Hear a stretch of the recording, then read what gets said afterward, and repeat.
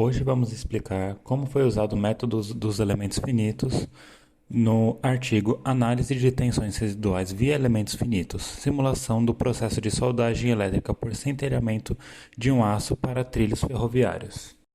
O sistema ferroviário é de grande importância para o Brasil, principalmente por causa dos transportes de minérios e grãos. Uma ferrovia são inúmeros trilhos conectados, e a melhor maneira de conectar é pela soldagem. E pelas altas temperaturas da soldagem, podem ocorrer deformações térmicas causadas pelo problema das tensões residuais. E uma maneira de estudar esse tipo de problema seria o método dos elementos finitos.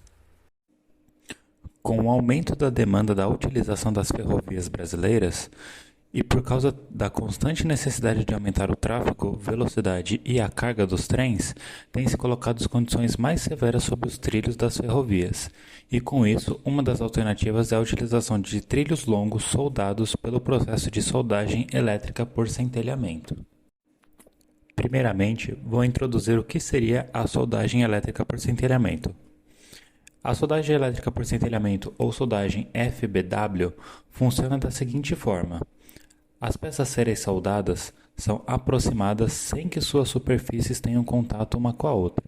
Quando a energia elétrica é acionada, as peças começam a se movimentar de modo a se aproximarem e se afastarem com uma velocidade constante, o que faz com que exista um contato elétrico, formando uma corrente elétrica que acarreta no aquecimento resistível das superfícies da peça até o ponto de fusão.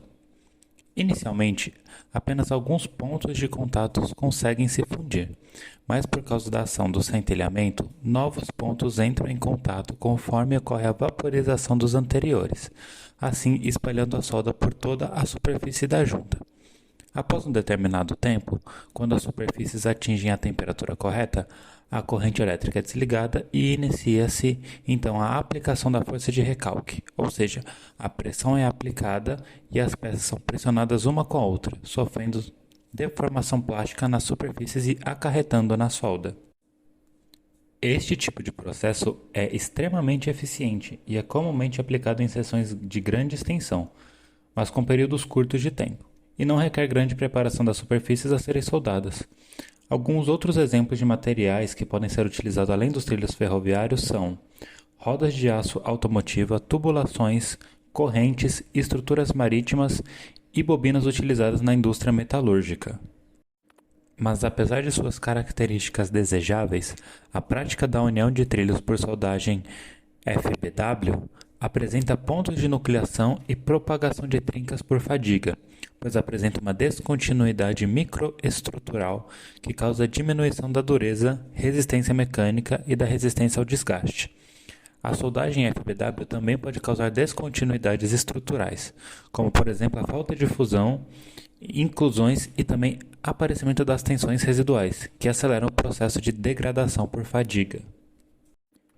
A análise dessas tensões são feitas pela técnica de furo cego central, com extensomeria.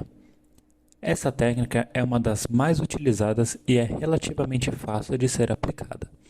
Basicamente, a técnica consiste em usinar um pequeno furo na superfície do componente a ser analisado, e essa usinagem do furo provocará o alívio das tensões existentes que atuam no volume do material removido, que por sua vez provocará mudança nos estados de deformação em pontos da região no entorno do furo. Os extensômeros colados próximo à região onde será usinado o furo medem as mudanças nas deformações provocadas pelas tensões aliviadas devido à usinagem do furo.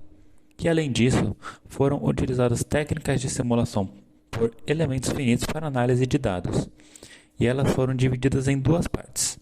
A primeira seria a análise eletrotermomecânica, que seria uma análise completa do fenômeno. E a segunda parte seria uma análise termomecânica, que utilizamos o calor da soldagem como condições de contorno para a simulação. O trabalho foi dividido em duas partes, a parte experimental e a parte numérica, que pode ser visto no fluxograma mostrado no slide. A parte estrutural foi dividida da seguinte maneira. Primeiramente, foi feita a soldagem nos trilhos. Após isso, utilizamos a técnica do furo central com extensômetros para medir as tensões residuais nos materiais. Já a parte numérica foi feita na seguinte ordem. Primeiramente foi modelada a geometria dos trilhos e o refinamento da malha utilizada, e após isso foi feita a simulação térmica, onde aplicamos uma fonte de calor para simular o experimento de soldagem. Em seguida, foi feita a simulação do modelo estático estrutural, com condições de contorno equivalente ao processo de soldagem utilizado experimentalmente. E também para analisar os ciclos térmicos nos nós para verificar as deformações e as tensões residuais nos materiais. E por fim, comparamos tanto os resultados experimentais quanto os resultados na parte numérica. Bom, para o design da simulação, foi considerado o material da norma STM E837, que define o tipo de material que pode ser usado, composição química e propriedades mecânicas para o uso de linhas de trem, para esse tipo de material. E quando foi considerado como a simulação seria feita, foram definidas certas simplificações para diminuir o tempo de cálculo e o tempo do processamento do software.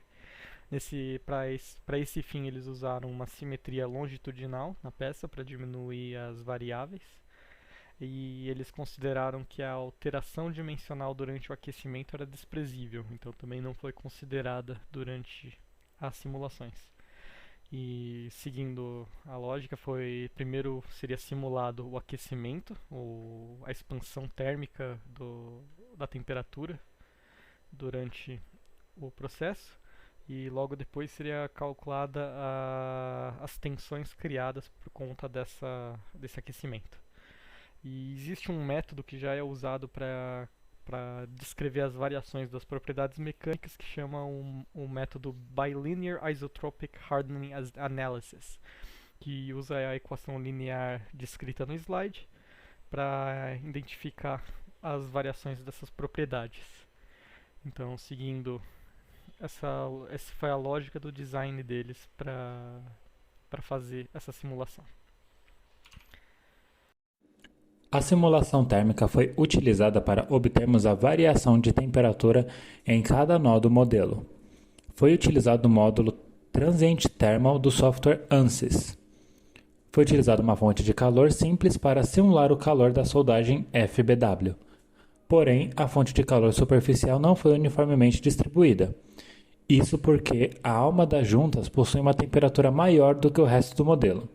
E isso é um fator fundamental para o desenvolvimento das tensões residuais do material. O calor superficial foi aplicado por cerca de 80 segundos e foram utilizados diferentes valores de potência para simular com mais precisão o processo de soldagem. As condições de contorno utilizadas nessa simulação podem ser vistas na figura abaixo e foram adotadas inicialmente uma temperatura de 25 graus no modelo. E também foi considerada a perda de calor tanto por convecção como por radiação. E no caso da radiação, foi utilizado o modelo padrão do software para simular essa perda de calor. Os contornos foram isolados perfeitamente para não haver fluxo de calor também. Os cálculos foram feitos pelo ANSYS utilizando a equação em sua forma matricial que está sendo mostrada nesse slide. Foi feita uma análise térmica não linear do tempo, que foi necessário para definir a carga térmica do modelo estrutural quase estático e fisicamente não linear. Para a simulação do modelo estático estrutural, foram utilizados como condições de contorno os dados de variação de temperatura em função do tempo obtido na simulação anterior, e podemos observar esses dados na figura abaixo. O software ANSYS foi novamente utilizado para essa simulação, mas dessa vez o módulo utilizado foi o Stacked Structural. Todos os nós nas direções Y e Z do plano XY e os nós nas direções X do plano YZ tiveram seus deslocamentos restringidos, ou seja, são nós engastados. Porque durante o processo de soldagem, o eletrodo fixo impede o movimento dos trilhos, enquanto que os do lado oposto tiveram seus deslocamentos livres, pois correspondem ao eletrodo móvel. A força de forjamento foi desconsiderada nessa simulação, como é normalmente feita em outras simulações de soldagem. Para os cálculos das tensões, o ANSYS utilizou a equação em sua forma matricial mostrada no slide, onde K é uma constante e F é uma força estática que foi aplicada. Bom, com o processo definido para fazer a simulação, ele se dá início a ela. Porém, mesmo com todas as considerações feitas anteriormente, a única maneira de saber se a simulação está realmente descrevendo a realidade é fazendo um teste prático, um experimento para usar como referência para comparar com os resultados da simulação. Antes de fazer o processo final para uma última comparação, eles usam os resultados preliminares para identificar o que pode ser melhorado na simulação para se aproximar mais com a realidade. Nesse caso, foi inicialmente notado que a temperatura interna e externa estavam tendo uma variação que não era esperada. Então foram adicionados outras fontes de calor para representar mais a realidade que foi observada no experimento prático. Então foi ajustado um modelo de aquecimento interno na peça para para representar a temperatura que acaba se mantendo um pouco mais elevada no núcleo da peça, já que a superfície tem convecção e radiação pela perda de calor, que são emissões de calor que o núcleo não tem.